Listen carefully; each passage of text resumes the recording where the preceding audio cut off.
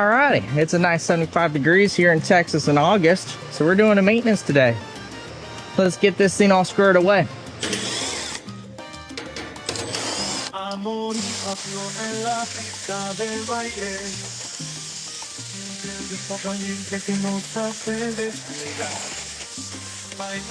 Put back together.